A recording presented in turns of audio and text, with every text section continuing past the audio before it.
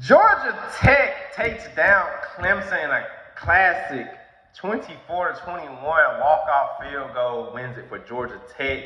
Man, this is a good game. I said it in my other videos. This was a game Georgia Tech win, and they came up and they won. Man, this Clemson defense looks out of sync. I don't know what else to say. Thomas Allen. I'm gonna have to go back and actually watch. I'm gonna deep dive into the tape later on, maybe tomorrow. But man, it looks like Thomas Allen had guys in position. Guys just weren't making plays. The deep bomb Hayden King had early in the game. The receiver was wide open. The quarterback was a couple steps behind. You knew what their attack was. You knew what they were. This Georgia Tech team, this ain't Paul Johnson not walking the sideline, but his spirit is still strong in that Georgia Tech locker room because these guys run the ball and they run the ball well. Man, this is a good game. Hayden King did his thing on the ground per usual. We knew that. Everybody in this country knew that. Everybody named Mama knew this.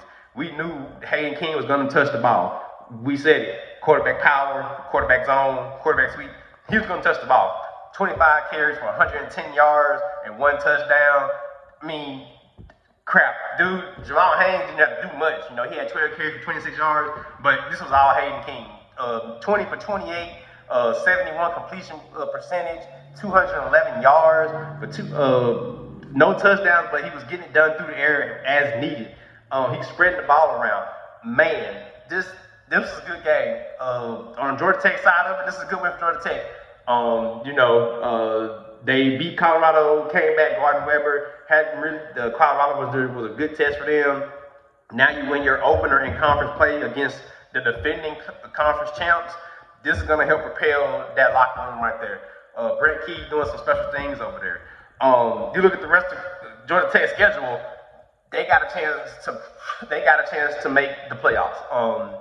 You got Temple, Wake Forest, Virginia Tech, Duke, Syracuse, North Carolina State, Boston College, Pittsburgh. You don't play Miami, so that's really helpful for them. Your biggest test, I look at it now, Syracuse, depending on the type of Syracuse team we get. North Carolina State's been looking good. They're 3-0. But as of now, I don't see nobody beating Georgia Tech. Of course, you get Georgia at the end of the year, but that's just a rivalry game, non-conference. So losing that game won't affect you, depending on how you've been doing up to that game.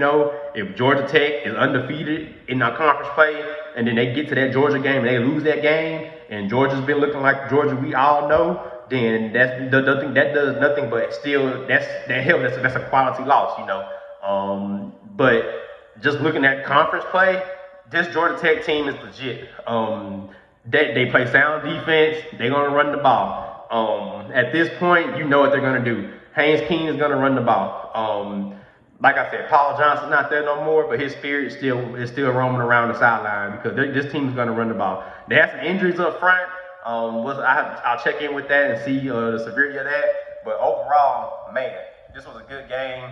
Georgia Tech did what we said they were going to do. They ran the ball. They ran the ball well. You look at the stat line for this, they were pretty even on third down conversions, were pretty even on time possession, through the air, pretty even, pretty much even on the ground. But I think what really separated was just the discipline from Clemson defense was not there. You look at guys like Woods and Parker. Those guys didn't show up, Of course, they didn't get any help from the other defensive guys. This Clemson defense is not looking like the defense we thought they're going to be. Cade Klubnik, he's not looking like the guy that everybody preseason-wise had thought he was going to be. He went 15 for 26 for 207 yards, 1 TD, had a fumble loss, had an interception. He's not looking good, man. He's not looking good. The run game was so-so. Adam Randall, he had 15 touches for 80 yards and a touchdown. Klubnik ran for 62 yards on 17 attempts for a touchdown. But, their defense couldn't get it done, man. That defense was getting beat, That defense was getting beat down. He flashed. We see now that his go-to guy is Brian Wesco Jr. He was targeted He was targeted 8 times, caught 7 of those 8 targets for 126 yards and a touchdown. The one big one, which was a shot, like a drag route across the field, he dumped it to him. He took it to the house for like 76 yards, 73 yards, something like that. But overall, man, the offense need to be better. Yes, they put up 21 points. The biggest thing though is this defense, man. This defense cannot stop nobody. I don't know what's going on. I'm not sure if it's Thomas Allen. I'm not sure if it's the play calling or if it's just guys aren't being disciplined, not being in the right place at the right time. You got TJ Parker, allegedly top 10, top 15 pick. He didn't really flash today. No sacks. He's been having a down year. You expect more from a guy that was coming in that was expected to be a contributor and a big contributor, for a guy that has eyes on him for the NFL. Same thing with Peter Woods. He didn't really do nothing much today. That secondary didn't help him out. I don't know, man. I don't know. Is it play calling or is it just this team is just not disciplined? Is what Dabo said. It seems like what Dabo said is true. This team bought into the rat poison. They was getting a lot of talk in their ears. Guys people on campus, people outside campus, coming up to you, hey man, y'all gonna do good this year. Hey man, y'all gonna dominate this year. Hey man, you guys looking good, man. Hey, let's go win this championship this year. They let all the talk get to them, and it seems like the talk got to them because this defense is out of sync, something bad. What's next for Clemson? You fall to 1 and 2 now. Your playoff hopes, they're fading away quickly. You got Syracuse, North Carolina, Boston College, SMU, Duke, a Florida State team that's looking pretty good, and then Louisville, Furman, and you finish off with a good South Carolina team. This Clemson team could possibly lose another game. This is a Clemson team that could have 3 losses, maybe 4 by the end of the season if they don't get things turned around. They get a bye week after the Syracuse game. They play Syracuse week 4 next week. And after that, they get a bye week before traveling to Chapel Hill to play Bill Belichick and the North Carolina Tar Heels. So that Syracuse game is going to be big, I'm sure Fran Brown, he watched this game. He saw what Georgia Tech did, and I guarantee you almost 100% he is going to try to replicate verbatim what Georgia Tech did on offense against that Clemson defense. They played yesterday against Colgate, so they're off today. They got the rest today. So I'm guarantee you, him and his staff was watching this game, and they were taking notes because that Clemson defense could not stop the run for nothing. Cade, he's got to do some soul searching. He's flashing, he's showing us there, but he's not a guy that screams that right now. If he's thinking about entering the draft, his draft stock is plummeting because he's having a bad year this year. He's not looking like any type of All-American, no type of Heisman, none of that. He's looking pretty bad. So they got Syracuse next week. After that, they get the bye week.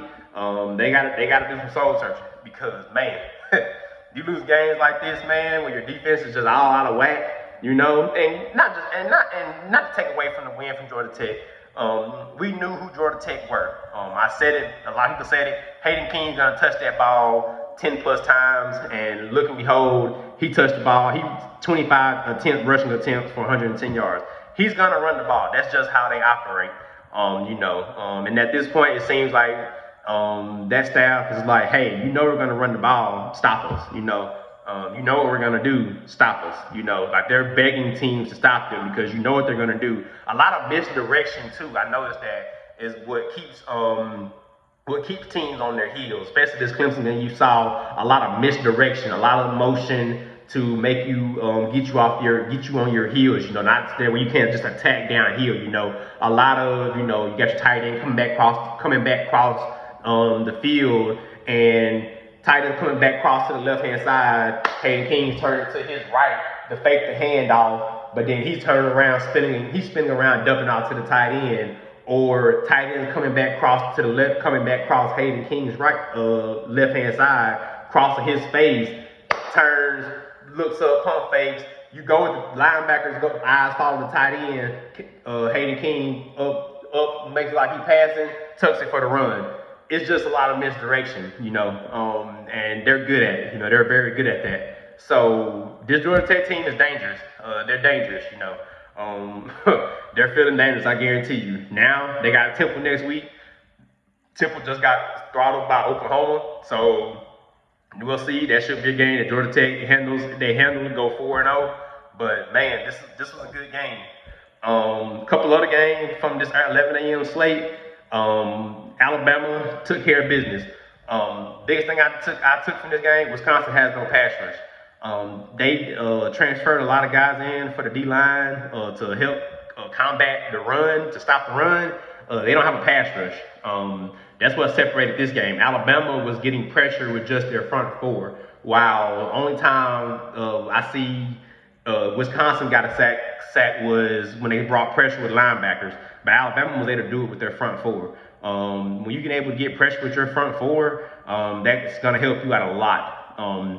I think a lot of teams need to start putting a premium on getting pass rushers. The same way we got teams spending $12 million on a quarterback, $8 million on a quarterback. You need to probably be trying to invest in your pass rush because Wisconsin had no type of rush. Ty Simpson had ample amount of time today. He was just picking that defense apart. Danny O'Neal, I saw the stat that his biggest crowd he played in was against Boise State, and it showed. He made some mistakes. He did okay on the small stuff, the little short curl routes, drag routes, slants. But when it came to stuff trying to go deep or go intermediate, he couldn't hit it. It wasn't there for the young buck. We don't know if Billy Edwards Jr. is coming back.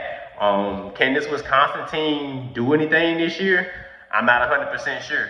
I'm not sure. I'm not sure what to expect from Wisconsin this year. It looked bad. Looked bad today.